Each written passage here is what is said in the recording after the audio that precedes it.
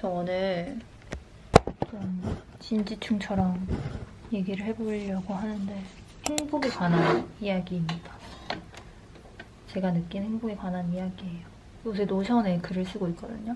그냥 일기처럼.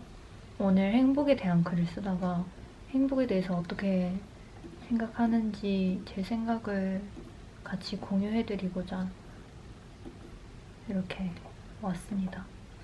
저는 사람들이 자기 전에 아무 생각, 아무 걱정 안 하고 발 뻗고 잘 수 있는 게 그게 행복이라고 간혹 그렇게 말을 하는 사람들이 있잖아요.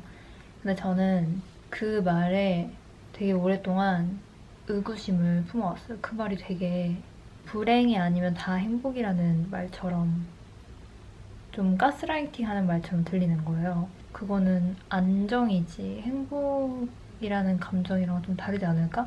그런 생각이 들었었는데 제가 행복을 느끼고 나서 이거는 완전 다르다라고 생각이 들었어요.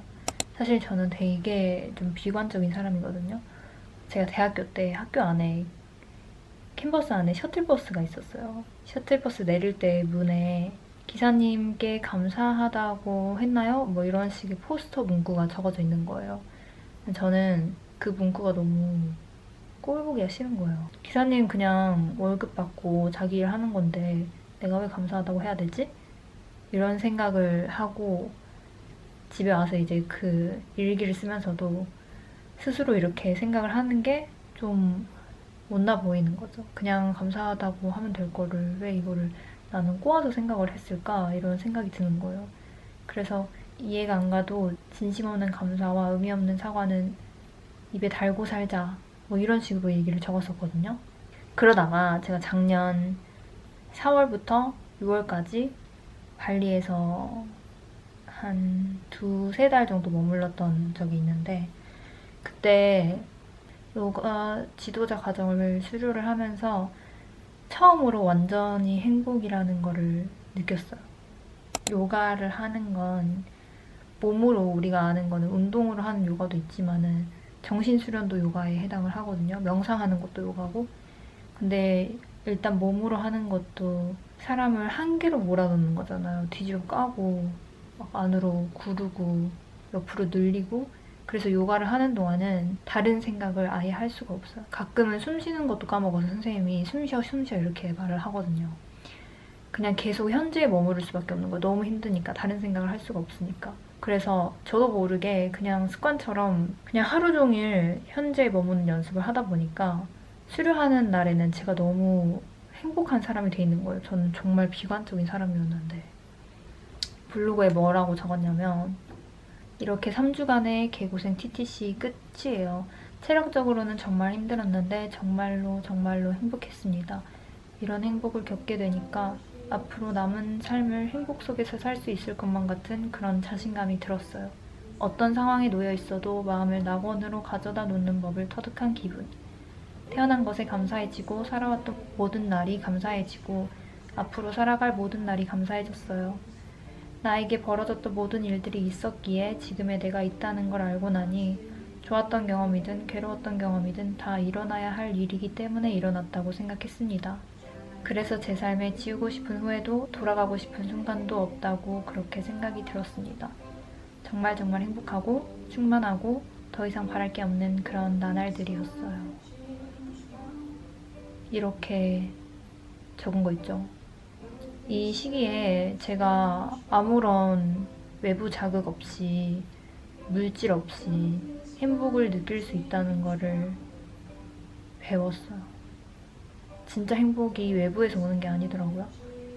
그리고 제가 혼자서 이렇게 행복해질 수 있다는 거를 한번 겪어본 이상 앞으로 무슨 일이 닥치더라도 내가 나 스스로를 다시 낙원으로 돌려놓을 수 있겠다.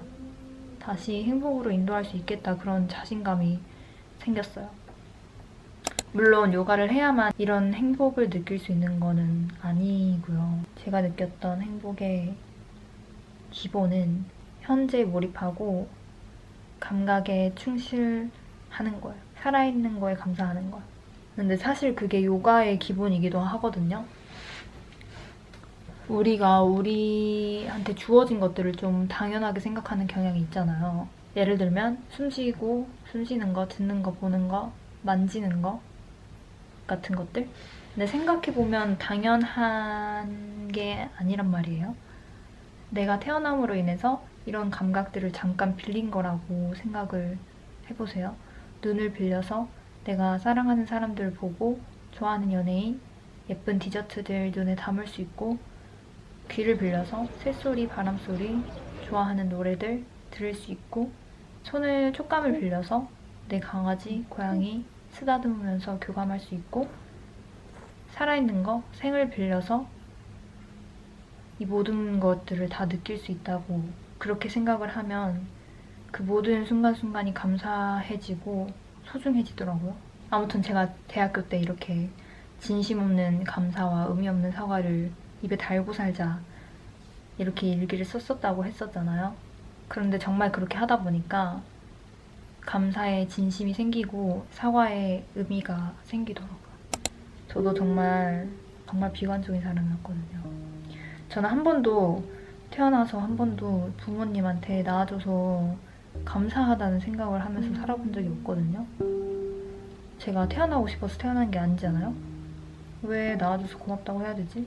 뭐 이런 생각을 갖고 살았었는데, 그 작년에 있었던 그 워홀 끝나고 발리에서 요가하고 그 시기를 거쳐서 한국 나이로 29살이 되면서 비로소 엄마 아빠한테 태어나게 해줘서 감사하다고 말할 수 있게 된 것 같아요. 그 전까지는 진짜 그렇게 이런 날이 올 줄은 몰랐어요. 이렇게 제가 생각이 바뀔 줄도 몰랐고, 이렇게까지 제가 제 삶을 사랑하게 될 줄도 몰랐고, 제가 가진 게 아무것도 없어요. 직업도 없지? 지금 취업하고 있지? 돈도 없지? 돈 한 푼도 없어요. 근데 그럼에도 불구하고 제가 이런 행복을 느꼈으니까 분명히 여러분들도 이런 충만한 행복감을 살면서 느끼실 수 있을 거예요. 그런 순간이 무조건 올 거라고 생각을 합니다. 물론 저도 사람이다 보니 그런 마음이 가끔 흐려질 때가 있어요. 그때 제가 배웠던 것들, 그때 제가 배웠던 마음을 낙원으로 가져다 놓는 일들, 특히 생리 일주일 전에는 이제 호르몬의 변화로 너무 이렇게 마음속에 풍파가 칠 때가 있지만, 그래도 아무것도 없어도 행복할 수 있다는 거를 한번 경험하고 배운 이상은 타의에 의해서 그걸 쉽게 뺏기지는 않을 것 같아요. 저한테는 너무 소중한 경험이었다. 그 경험을 통해서 제가 정말 행복이라는 거를 경험했구나, 이런 생각이 들었습니다. 그래서 여러분들도 꼭 사소한 거에 감사해보는 그런 습관을 가져서 길러가지고 삶이 너무 즐겁고 충만하다, 나 정말 400~500살까지 살고 싶다, 이런 생각으로 항상 살아가셨으면 좋겠습니다. 파이팅!